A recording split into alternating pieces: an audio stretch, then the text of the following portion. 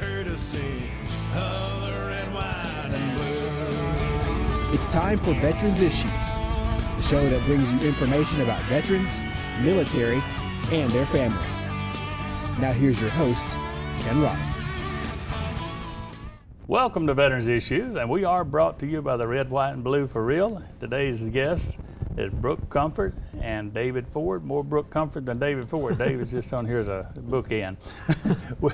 we got a lot to talk about the Kyle Comfort 5K walk and run. Be right back.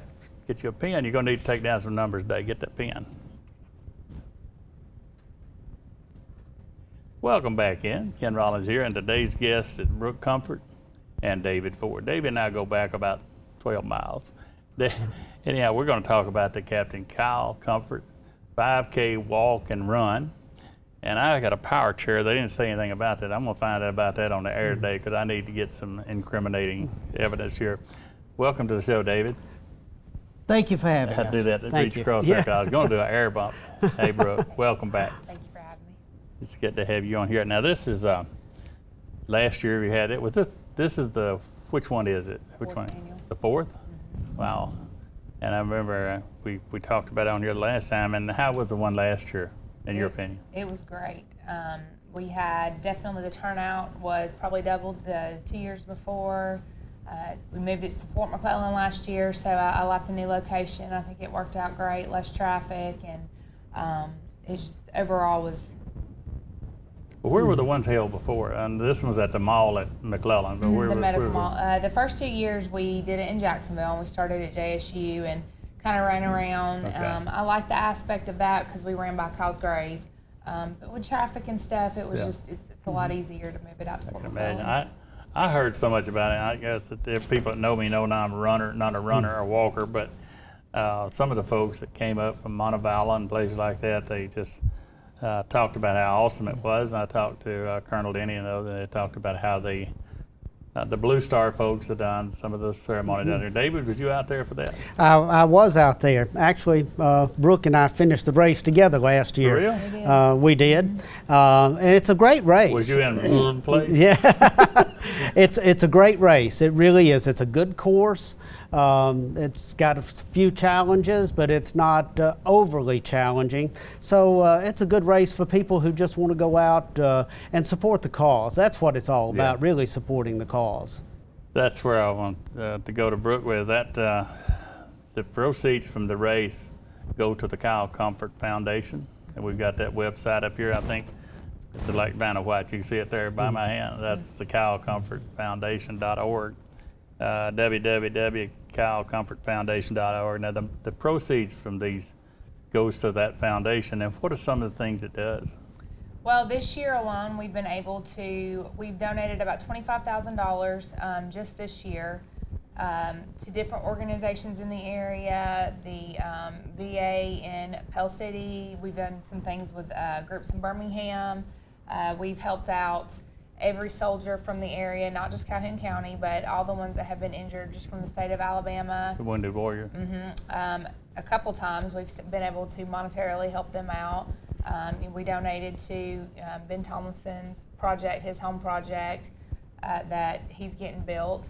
And he also is supposed to be our start-finish, or already set go for the race this year. This will be the Ben second is. time if he's available, he's going to do it for us.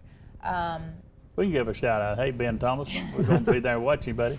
And we've just, the past couple years, the 5K is our biggest fundraiser, and we've had, the past couple years, we've really had to just go looking for things to do and to help with because we are so small and a lot of people don't know about us.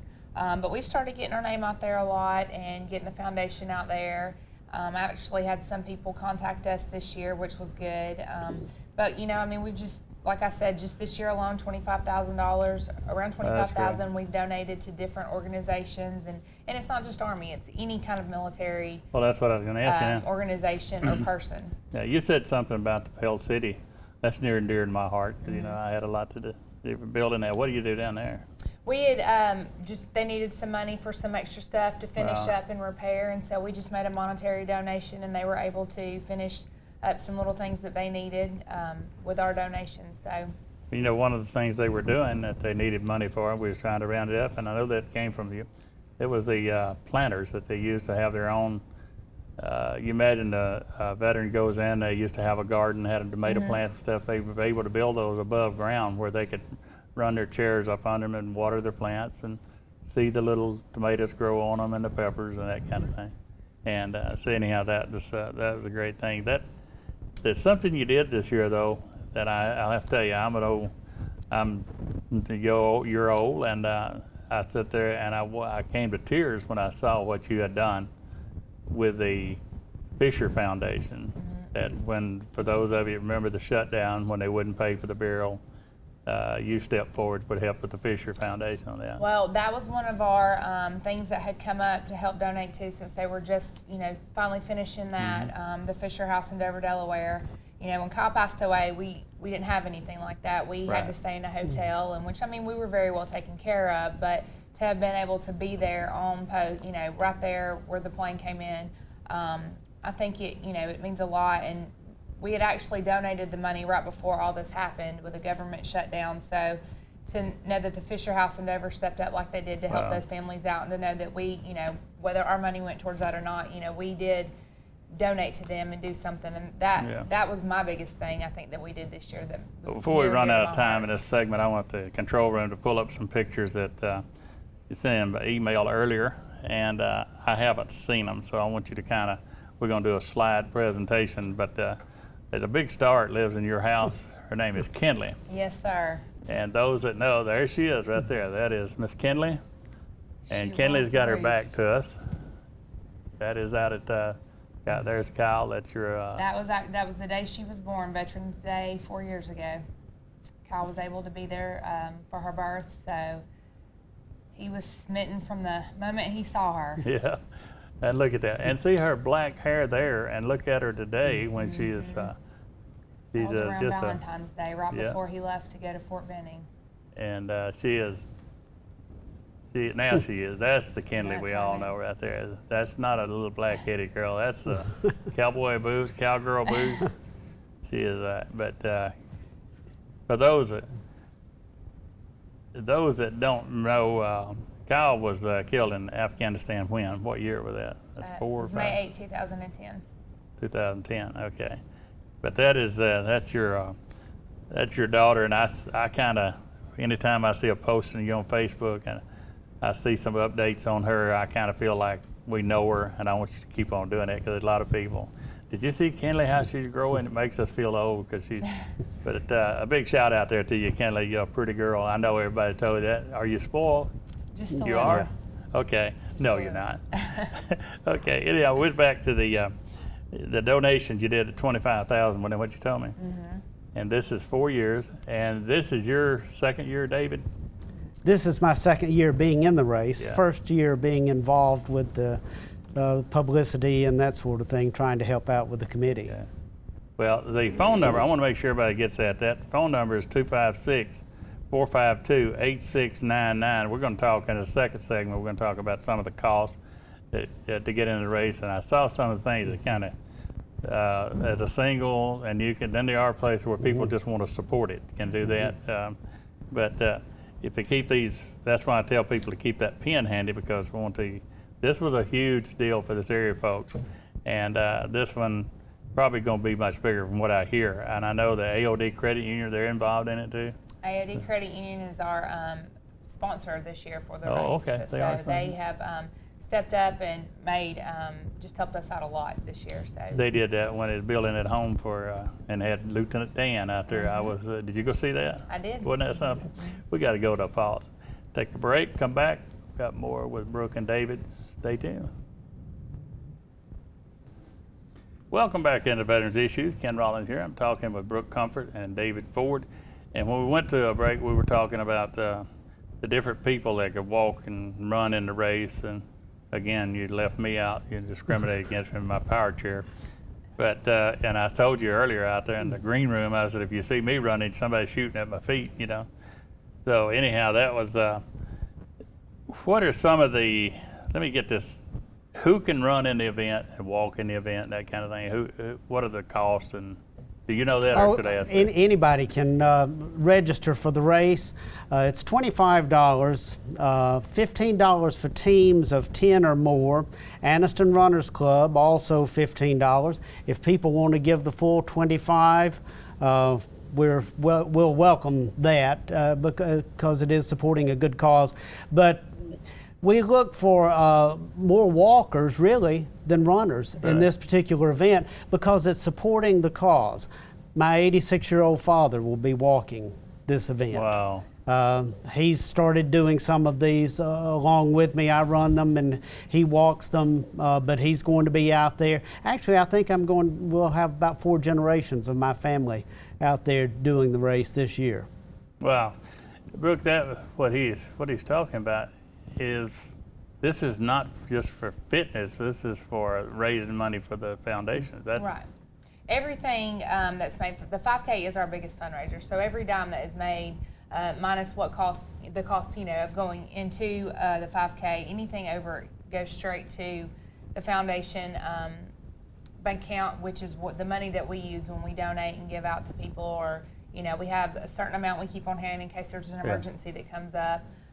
Like the government shutdown and a family needs something and calls us. So we every dime made goes towards well, what we give back. Wounded Warriors is something everybody is familiar with, and people don't realize how important that is to someone till they need it, And the Fisher House is everybody knows about the Fisher House, knows where that money goes. Now this foundation, when you're talking about all the things you're doing, especially with the Veterans Home and then with the Fisher Foundation, they know that by walking in this, they're not just walking and socializing and doing something, accomplishing something. They are accomplishing something another way. Their funds that they put into this are used to help others. Right. And I watched that, was talking about the Lieutenant Dan thing, and I saw the direct effect of people's donations. And the credit union sponsored that.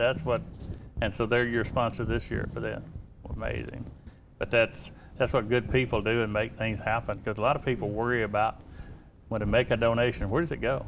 They just go out in La La Land, a bunch of people jump on the plane and go cruising on it, Absolutely not. Like I said, every dime that is donated, whether it be via the 5K or just somebody wants to make a personal donation, everything is used to give back to the community or whatever, anything that we do that we fund or we help or we sponsor, that's where that money goes. And we try to, a couple years ago, we did do a trip up to Washington, D.C., and we're able to hand out goodie bags and do some other things, and actually filled up one of the Fisher houses up there that had a toy house, and we spent over $500 filling that toy house for the children that would come in. So, it's not just, local things. We try to get out. We try to, branch out and go to different places and areas and do stuff. I don't want to talk more about the Fisher House than I do the Kyle Comfort Foundation, but my memory of the Fisher House is where families going to visit somebody like in Walter Reed. Right. They stay. They got to Yes. have some place to stay. The It's Fisher kind of House. like the Ronald McDonald House, Oh, yeah, where over families Birmingham. can stay. They're separate apartments per se. They have a huge kitchen area, laundry room, family rooms, where you're just, they want to make you as comfortable as possible while you're there with your loved one. I'm going to make a request. Let's see. David, you're going to witness. Of course, everybody out here in television land, those power chairs got the tracks on them, like Bill O'Reilly raised $7 million. That's a man that walks the walk there. And Ben Thomason got one, but Ken Rollins hasn't got one. I went out fishing and I got my power chair. I'm going to go over here fishing next to the lake, and I got my power chair out there in the grass, fine, fishing. They got ready to leave, and it's sitting there spinning. And not only that, it started sliding backwards toward the lake. I go, oh my goodness. Panic, where's my tractor? But that's amazing stuff when somebody sees that and has the ability to do that, for them to raise that money for I want to see Ben's in operation. I never did get to see that. Let's see what I'm leaving out here. This is November the 9th, 2 days before Veterans Day, and it's, what would that be, a Saturday? So people can come out and do the walk and the run and start their Veterans Day, because they're going to be off Monday. Everybody's going to be off Monday. They're going to go out Saturday and do that and socialize. They're going to meet a lot of people out there. That's going to be at the Centennial Park on the 11th. Are you going to be there? I will. I got you on television. Yeah, I'll be there. All right, I got you. For David. I'll be All there. right, I got you too. That's one thing about TV. Is I got to witness you. I'd like a notary on it. What if I leaving out, Brooke? That Well, the biggest thing, I think this year, it'll be our second year that we've done this. Like you said, the Blue Star Salute Foundation came out last year, and they brought their traveling wall that they take with them. They will be there again this they year. will. Oh. Our big thing is this is the second year we're doing it, it's We Run for the Brave. And at least one bib will have the name of one of the 197 Alabama soldiers that has been killed since the conflict began on September 11th. And the biggest thing last year was, once we mentioned that and runners saw that may not have known what was going on, to see them take that bib and see the name on the bib and take it to that wall and be able to match a face with that name and know that that's the person that they ran for, that meant a lot to a lot of people. Oh, gosh, we yeah. got great feedback from that. That was the most powerful thing to me about the race, carrying that person with me throughout the race.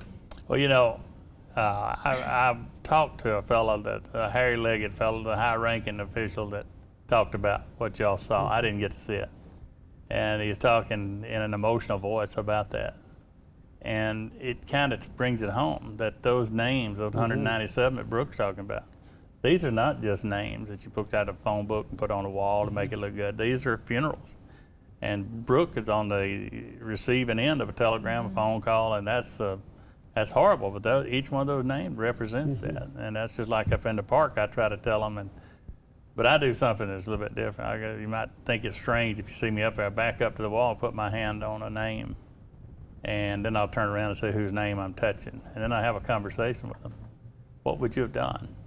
And when you look at 10,000 names like we got up here, wouldn't you think that one of them might have done something that changed our lives, that maybe the cure for cancer, who knows what they would have done if they got to go on and live. And I know that Kyle, we don't know what he had went on to do, but I guarantee you it had something beside captain bars on there. But he was he's an achiever, but he might have touched somebody's lives out here somewhere, but he sure touched it. I saw a statement for you that you got to, on your anniversary, the statement you posted about you got to have him, call him husband or something. And that's, for us, I got to meet him passing. He was just a captain, a lieutenant at the time I met him. And just another lieutenant, but he is really, David, I want you to do everything you can to make this thing work. If it don't work, I'm gonna blame you. And you keep doing what you're doing and helping so many people out there, and I appreciate you. And Kenley, you keep being sweet, just like you are, and take care of your mom.